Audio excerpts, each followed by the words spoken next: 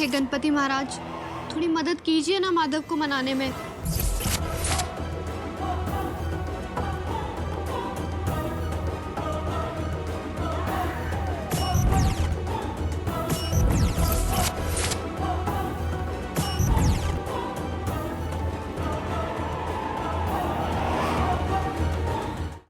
मेरे हाथ का बना हलवा खाकर ना माधव कैसे जल्दी से खुश हो जाएगा। बचपन में तो पूरी कटोरी चट कर जाता था और मेरा भी छीन के खा जाता था। तुझे मैं बचपन वाला माधव बना के रहूंगी दोस्त। किसी को दिखे अल्लाह, किसी को दिखता रब, मुझको दिखे मेरा दोस्त जिसका नाम है माधव।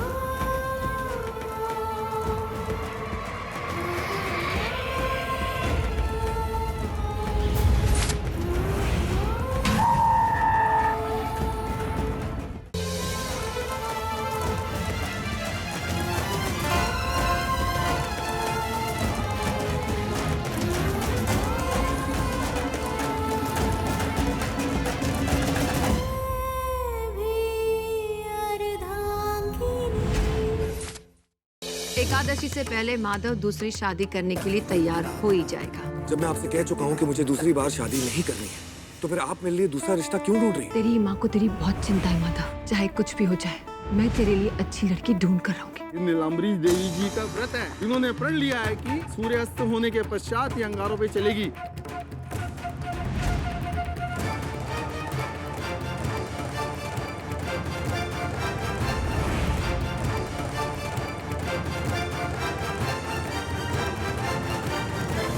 माँ, ये क्या कर रही हो?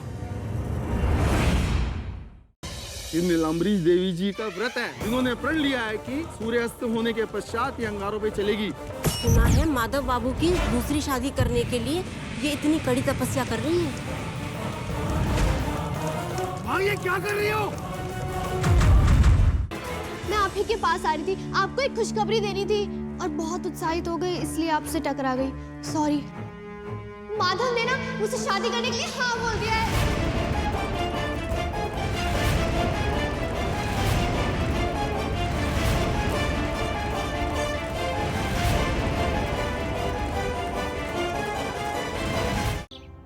इसे देखो मम्मी, ये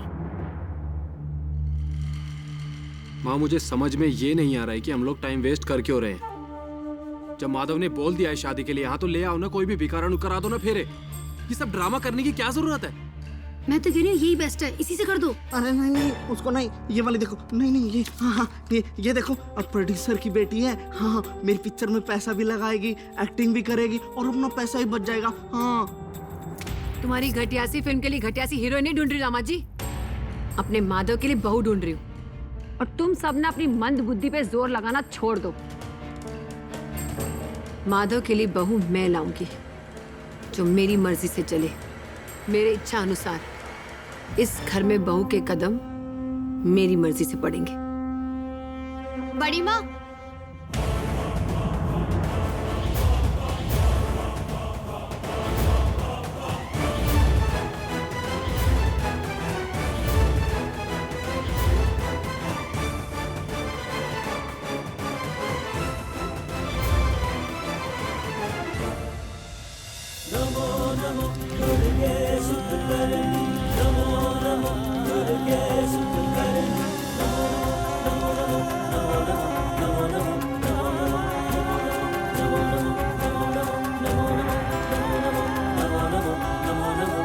तुम तालाब गई थी ना फूल लाने, तो ये क्या है? यही तो है वो फूल। उस तालाब से आज तक कोई लौट कर नहीं आया, ये कैसे जिंदा वापस आ गई? सच बता, दुकान से लेकर आई है ना? दुकान से क्यों लेकर आऊंगी?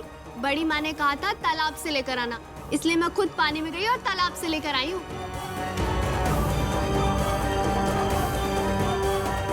आपको पता है बड़ी माँ, जैसे ही मैं तालाब के किनारे पहुंची ना, तो मेरी फूल पर नजर पड़ी। और फिर मैं उसे लेने के लिए पानी में उतरी और मैं धीरे धीरे धंसने लग गई। लेकिन मैं डरी नहीं, क्योंकि आपने कहा था ना कि माधव के लिए ये फूल बहुत जरूरी है। बस फिर मैंने भगवान का नाम लिया और अंदर चली गई। और आपको पता है, मुझे तो पता ही नहीं चला कि मैं कब बेहोश हो गई। वो कहते हैं ना, जो सच्चे दिल से काम करो ना तो भगवान भी उसकी मदद करते हैं। अब अच्छा किया, मुझे तुमसे यही उम्मीद थी वैदेही। बड़ी माँ, आप खुश तो है ना? हाँ हाँ, मैं बहुत खुश हूँ। अब ये एक काम करो, तुम अंदर जाओ, कपड़े बदल लो। थोड़ी देर के बाद इस फूल को हम भगवान के चरणों में अर्पित करेंगे। जी बड़ी माँ।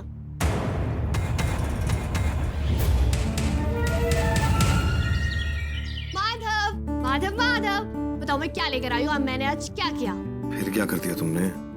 अरे तुमसे पूछ रही हो, तुम बताओ। वैदेही, ये बचपन आना बचपन में अच्छा लगता है, फिलहाल पागलपन लग रहा है। तो ये बच्चों की तरह हरकत करना। माधव, ये ज्ञान बाद में देना, पहले ये बताओ कि मैंने आज क्या किया। किसने हाथ उठाया वैदेही पर? किसने हाथ उठाया? किसकी हिम्मत हुई वैदेही पर हाथ उठाने की?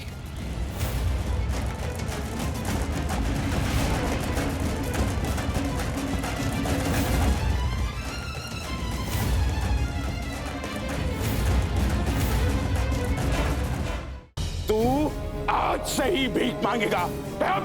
अब मैं तेरी ये टांग ही काट दूंगा। हाँ साहब जी, ये मोनू का है। इसका मतलब मोनू यही कहीं है। मोनू, मोनू, हमको छोड़ दीजिए, हमको घर जाने दीजिए अंकल। नहीं अंकल, हमें साथ ऐसा नहीं करिए।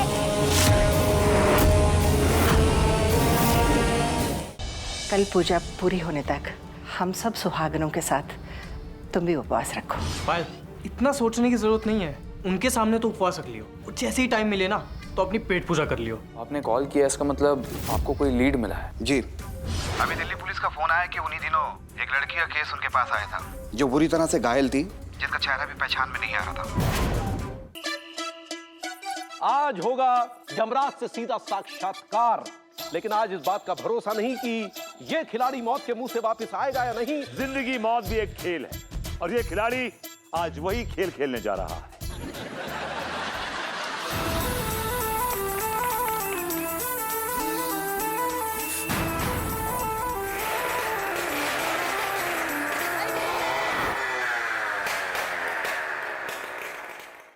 तेरे पुत्रों का बलिदान व्यर्थ नहीं जाएगा। ऐसे पापी का सर्वनाश कर देना ही उचित है। ओम। महर्षि वशिष्ठ ने ब्रह्मदंड का आवाहन कर लिया, ऐसे तुम विश्वामित्र क्या, संपूर्ण सृष्टि का अंत हो जाएगा। तेरे पुत्रों का बलिदान व्यर्थ नहीं जाएगा। ऐसे पापी का सर्वनाश कर देना ही उचित है। ओम। महर्षि वशिष्ठ ने ब्रह्मदंड का आवाहन कर लिया, ऐसे तुम विश्वामित्र क्या, संपूर्ण सृष्टि का अंत हो जाएगा।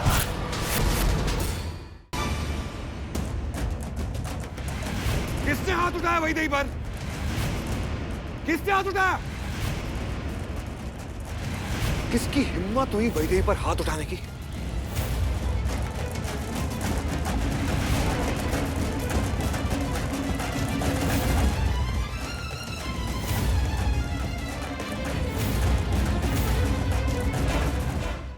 तो अपनी पेट पूजा कर लियो। आपने कॉल किया, इसका मतलब आपको कोई लीड मिला है? जी, अभी दिल्ली पुलिस का फोन आया कि उन्हीं दिनों एक लड़की का केस उनके पास आया था, जो बुरी तरह से घायल थी, जिसका चेहरा भी पहचान में नहीं आ रहा था।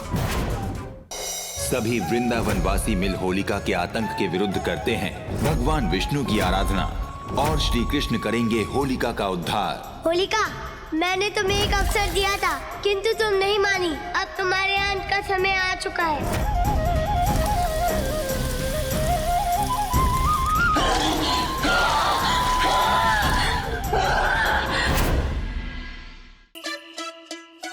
आज होगा यमराज से सीधा साक्षात्कार, लेकिन आज इस बात का भरोसा नहीं कि ये खिलाड़ी मौत के मुंह से वापस आएगा या नहीं। जिंदगी मौत भी एक खेल है, और ये खिलाड़ी आज वही खेल खेलने जा रहा है।